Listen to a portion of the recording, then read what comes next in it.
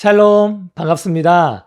김일의 목사입니다. 오늘도 샬롬 목상에 와주신 모든 분들을 주님의 이름으로 환영하고 축복합니다. 하나님이 제게 만나게 해주신 분들 중에 강릉에 사시는 50대 후반의 형제님이 계십니다.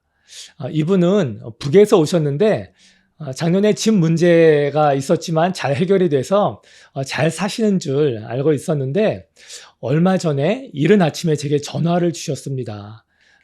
내용은 본인이 갑자기 시력을 잃게 돼서 이제 요양원으로 들어가게 되셨다고, 그래서 마지막으로 인사를 하고 싶다고 전화를 주셨는데 얘기를 다 들어보고 나서 제가 말씀드렸어요. 형제님이 설사 시력을 잃으신다고 해도 저희 교회에 해바라기에 시각장애인 또 집사님들이 계신데 그분들 다 가정도 이루시고 또 일도 하시고 정말 멋지게 사시는 분들이 많다고 말씀드리니까 그게 가능하냐고 하시면서 자기는 이제 앞이 보이지 않을 거니까 이제 아무것도 할 수 없다고 생각해서 요양원에 들어가서 남은 삶을 살려고 했었는데 제 이야기를 듣고 용기를 내보시겠다고 했습니다. 그리고 포기했었던 이 대학병원에서의 추가 정밀 검사도 받기로 하셔서 2주 전에 제가 함께 병원을 다녀왔습니다. 함께 병원에 있는 동안에 우리 형제님에게 하나님이 어떤 분이시고 또 형제님을 얼마나 사랑하시는지를 설명드리고 복음을 전했습니다.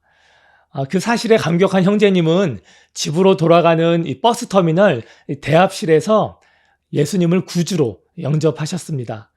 그렇게 하나님의 자녀가 되셔서 이제 강릉 대구로 돌아가셨는데 지난주에 이 형제님의 담당 사회복지사님이 제게 연락이 오셨습니다. 이 형제님이 보이스피싱 사기를 당하셔서 집에 이 빨간 딱지가 다 붙어 있다고 말입니다. 얼마 전에 시력도 잃으신 데다가 또 이런 큰 피해를 입으셔서 걱정이 돼서 형제님에게 괜찮으시냐고 여쭤보니까 형제님이 이런 대답을 하셨다고 해서 이 복지사님이 크게 놀라셨다고 합니다. 형제님이 이렇게 말씀하셨답니다. 제가 신기하게도 예수님 영접한 이후로 하나님이 함께 하시는 걸 알아서 아무 걱정이 없습니다. 그리고 앞으로도 걱정할 일 없습니다. 라는 말씀을 하셔서 이 이야기를 듣고 오히려 이 사회복지사 선생님이 저렇게 아무 걱정 안 하셔도 되나 싶으셨다고 하셨습니다. 한평생 예수님에 대해선 들어본 적도 없으신 분이, 게다가 겨우 한 주 전에 예수님 영접하신 분이 이런 믿음의 고백을 하신다니 정말 놀랍고 감사했습니다. 제가 그날 이야기가 너무 은혜가 되어서 이 페이스북에 이 사연을 올렸는데 이 글을 읽은 저희 교회 성도님이 또 마침 이분이 그 관련된 분야에 종사하시는데 이 취약계층 대상에게 이렇게 함부로 유체동산 압류를 할 수 없다고 하시면서 이 형제님과 통화를 하게 해달라고 하셔서 이 내용을 파악하신 뒤에 이 법원과 또 채권자에게 연락을 취해서 이 압류를 다 취하하게 되었습니다. 그뿐만이 아니라 이 보이스피싱 피해에 대한 이 법률 지원도 해주시겠다고 말씀하셨습니다. 저는 이 소식을 듣고 정말 이 형제님의 믿음의 고백대로 되었구나. 그 믿음에 대한 하나님의 응답이시구나 라고 생각되었습니다. 이 형제님이 시력 정밀 검사를 며칠 전에 받으셨습니다. 이 시력이 회복되시기를, 이후의 모든 치료의 과정을 위해서, 그리고 보이스피싱 피해도 잘 해결되실 수 있도록, 또 무엇보다 이 믿음이 더욱 깊어지고 굳세어지시기를 함께 기도해 주시면 감사하겠습니다. 오늘은 창세기 13장을 배워보려고 합니다. 지난 12장에서 하나님이 인류 구원의 계획을 이루어 가시기 위해 아브라함을 부르시고 또 아브라함은 순종하여 오랜 삶의 터전을 떠나 어딘지도 모르는 곳으로 믿음의 걸음을 걸어갔음을 배웠습니다. 그런데 이렇게 멋지고 용기 있게 믿음의 결단을 내린 아브라함이 예기치 못한 결정들을 내리고 맙니다. 먼저는 살던 지역에 기근이 들자 애굽으로 갑니다. 기근이 오니까 먹을 걸 구하러 다른 나라로 갔구나 생각할 수도 있지만 성경 어디에도 하나님이 가라고 하시거나 그가 이를 위해 기도한 것을 볼 수가 없습니다. 그가 하나님께 묻지 않은 것은 이뿐만이 아닙니다. 12장 10절부터 13절까지 말씀을 읽겠습니다. 그 땅에 기근이 들었으므로 아브라함이 애굽에 거류하려고 그리로 내려갔으니 이는 그 땅에 기근이 심하였음이라. 그가 애굽에 가까이 이르렀을 때에 그의 아내 사레에게 말하되 내가 알기에 그대는 아리따운 여인이라. 애굽 사람이 그대를 볼 때에 이르기를 이는 그의 아내라 하여 나는 죽이고 그대는 살리리니 원하건대 그대는 나의 누이라 하라. 그러면 내가 그대로 말미암아 안전하고 내 목숨이 그대로 말미암아 보존되리라 하니라. 왜 아브라함이 이런 결정을 내렸겠습니까? 그건 하나님이 이 애굽에서는 자신을 보호하지 못할 것이라는 불신 때문이었을 것입니다. 그래서 자신의 꾀로 이 위기를 모면하려고 합니다. 그런데 이렇게 하면은 자신은 이 위기를 모면할 수는 있지만 아내 사례는 분명히 왕에게 빼앗기게 되든지 또 좋지 않은 일을 분명히 겪게 될 것 아니겠습니까? 아브라함은 기근이 들었다고 애굽으로 가는 것부터 이런 큰 문제를 야기할 수 있는 일들을 하나님께 묻지도 않고 혼자 결정한 것입니다. 이렇게 우리 삶에서 무엇인가를 결정하는 것이 참 중요합니다. 그런데 저도 지금 이렇게 아브라함이 믿음 없는 결정을 했다, 성급한 지혜롭지 못한 결정을 했다라고 말하지만 한편으로는 아브라함의 모습이 바로 제 모습인 것을 부인할 수가 없습니다. 모든 일에 있어서 내 생각대로 하려고 하고 내 경험과 지식을 따라서 판단하고 또 문제를 해결해 줄 전문가나 도움을 줄 만한 사람을 찾는 것이 영락없이 제 모습입니다.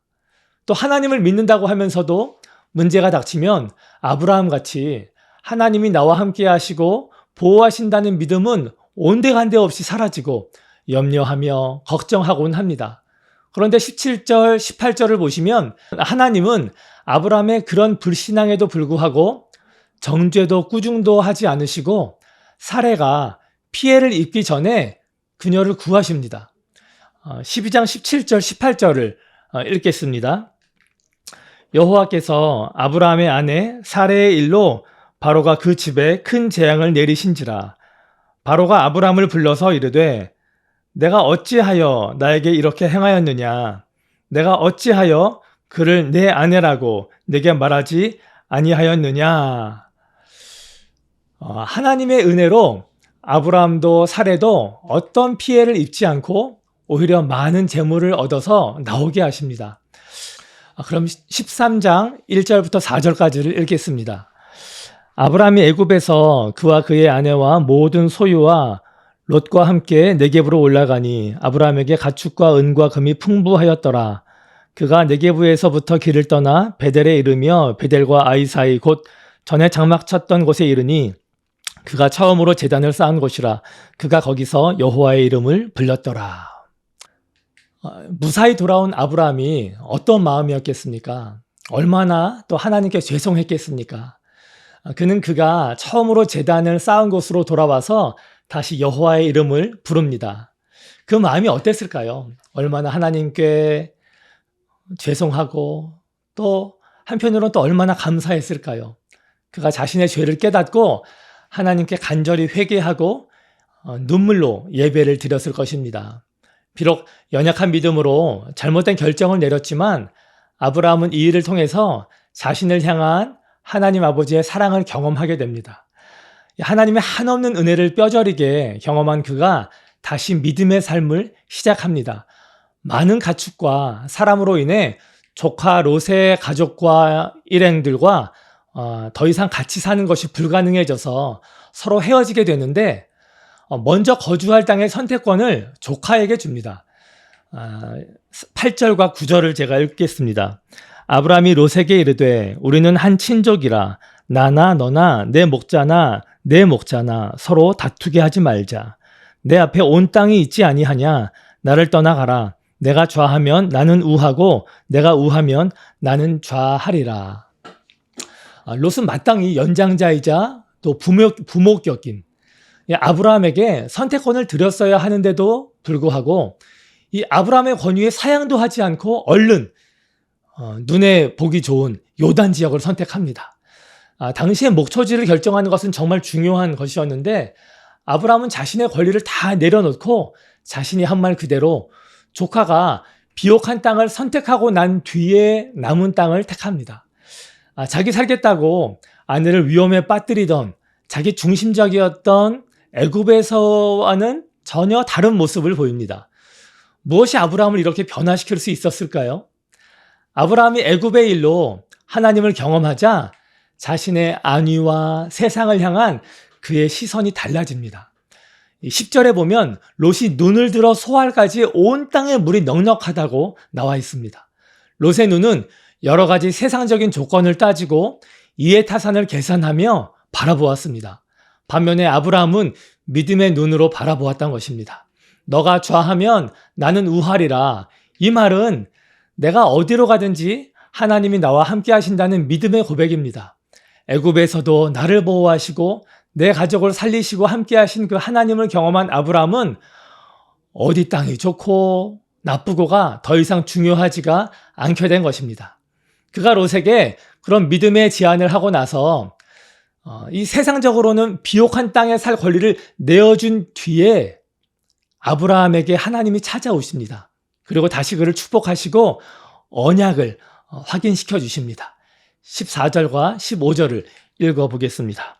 롯이 아브라함을 떠난 후에 여호와께서 아브라함에게 이르시되 너는 눈을 들어 너 있는 곳에서 북쪽과 남쪽 그리고 동쪽과 서쪽을 바라보라. 보이는 땅을 내가 너와 내 자손에게 주리니 영원히 이르리라. 믿음의 눈을 들어서 보라고 말합니다. 바라보는 온 땅을 내게 줄 것이고 자손의 복을 셀 수 없이 주겠다고 말씀하십니다. 그리고 이 언약의 말씀이 실제로 아브라함의 삶에 모두 이루어지게 됩니다. 우리가 성경을 읽거나 간증을 들을 때 나는 저런 믿음이 없어서 부럽기도 하고 또 하나님께 한없이 죄송할 때가 있습니다. 나는 언제 저런 믿음을 갖게 되나 하고 말입니다. 또 자꾸 넘어지고 또 죄를 짓기에 믿음으로 살아가는 것을 포기할 때가 있습니다. 저 역시 그러고 싶을 때가 있습니다. 하지만 오늘 아브라함의 모습을 보시고 그와 같이 우리도 다시 믿음의 삶을 시작하기를 원합니다. 나를 봤을 때는 아무 희망도 내세울 것도 없지만 나와 함께 하시는 하나님을 바라보면 우리는 다시 시작할 수 있습니다. 우리가 하나님이 없는 것만 같은 애굽과 같은 곳에 계신 분도 있을 것이고 손해와 피해를 보고 낙담한 가운데 계실 수도 있겠습니다마는 아브라함이 믿음의 눈을 들어 자신의 인생을 다시 본 것처럼 또 저와 여러분 모두가 믿음을 새롭게 하시기를 축복합니다.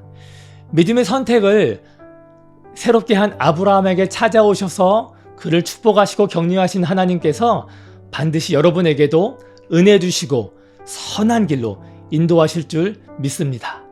그럼 제가 기도하겠습니다. 하나님, 오늘도 말씀해 주셔서 감사합니다. 하나님, 자기 중심적이었던 이 아브라함이 그 자신을 향한 그 한없는 하나님의 사랑을 깨닫고 나서 다시 믿음의 삶을 또 시작하게 하신 것 하나님 감사합니다. 우리 역시도 그러한 연약한 믿음을 갖고 살아가지만 오늘 말씀을 의지하여 우리를 향하신 끝없는 또 한이 없는 아버지의 사랑을 의지하여 우리가 다시 시작합니다. 우리의 눈을 온전히 또 예수 그리스도만 바라보게 하시고 우리의 마음과 믿음이 변화를 받아 하나님이 기뻐하신 뜻, 또 온전하신 뜻이 무엇인지 분별하며 행하며 복된 삶 살아나갈 수 있도록 인도하여 주시옵소서. 그렇게 하실 주님을 찬송하며 예수님 이름 받들어 기도합니다. 아멘. 자, 오늘도 끝까지 함께 해주신 모든 분들 정말 감사드립니다. 오늘 말씀 기억하시면서 정말 아브라함과 같이 이제는 예전에 바라보던 이 관점이 아니라 정말 믿음의 눈으로 여러분 자신을 또 처한 환경을 또 가족을 또 여러분의 미래를 바라보시길 바랍니다. 이 북에서 오신 형제님처럼 정말 예수 그리스도를 영접하고 그 주님이 나와 함께 하심을 믿기 때문에 어떠한 상황에서도 걱정하지 않고 염려하지 않는 그 믿음의 삶을 저와 모든 여러분들이 함께 소유하고 살아가기를 축복합니다. 날씨가 많이 무덥습니다. 더운 여름 건강 유의하시고 또 건강히 지내시다가 또 다음 주에 뵙도록 하겠습니다. 여러분 축복하고 여러분 사랑합니다. 샬롬.